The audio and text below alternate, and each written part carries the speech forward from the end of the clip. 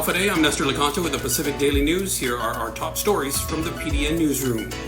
Construction and related industries boomed through pandemic year 2022, while sectors related to tourism saw a decline in sales, revenues, and workers, according to Guam economic data that the U.S. Census Bureau released on Tuesday. Overall, with billions of dollars in federal pandemic aid, Guam saw larger revenues and payroll, even though it saw businesses shut down and workers out of the job temporarily or permanently.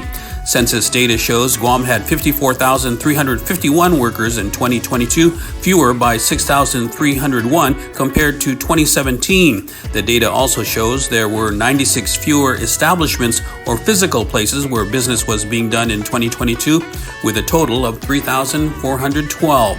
In other news, a 21-year-old man was charged in a March 30 hit-and-run death in Tiyan. That's according to a magistrate's complaint filed in the Superior Court.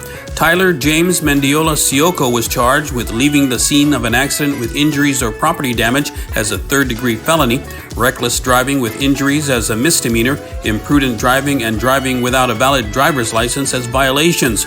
According to court documents, around 10:50 p.m. on March 30, police investigated an auto pedestrian collision with a fatal injury on East Sunset Boulevard near DHL in Tiyan.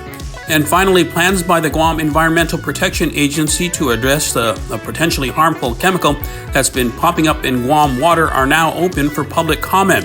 A draft risk assessment that Guam EPA prepared would require public water system operators to monitor for the chemical dieldrin at least 4 times a year and notify the public when concentrations of the chemical exceed a certain level. Residents can provide comments up until August 14. A public hearing is scheduled for June 24 at 3 p.m. at Guam EPA headquarters. A chronic high turnover in personnel, staff shortages, and a resulting breakdown in internal controls are among the reasons for the long-standing and continued question costs cited by the Federal Emergency Management Agency in the funding of Guam Homeland Security Office of Civil Defense. That's according to OCD Administrator Charles Esteves on Tuesday, responding to concerns raised in an informational briefing at the legislature on Monday.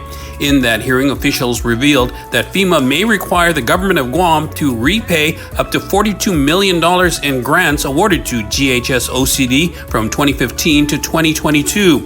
Office of Public Accountability officials testified that in response to a whistleblower tip provided through Senator Frank Blas Jr., they conducted an investigative audit and reviewed previous FEMA audits dating back as far back as 2011 that documented questionable costs and concerns over GHS OCD's internal controls.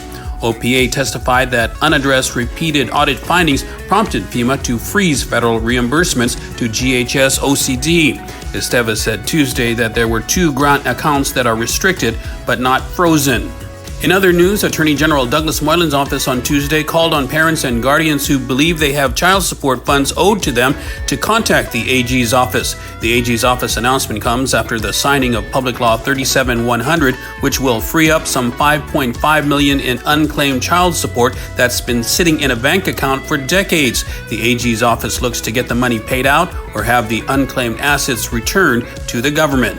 And finally, the murder case for Manuel Jr. Cabrera Tedtaotao appears to be back on track for trial setting, provided his newly appointed lawyer, Senator Thomas Fisher, does not discover any conflicts of interest. Fisher is still studying the evidence but told the court that so far he has not seen anything that would warrant a conflict. Tedtaotao is charged with aggravated murder, kidnapping, aggravated assault, burglary to an automobile, and felonious restraint stemming from a 2021 case where a man was set on fire.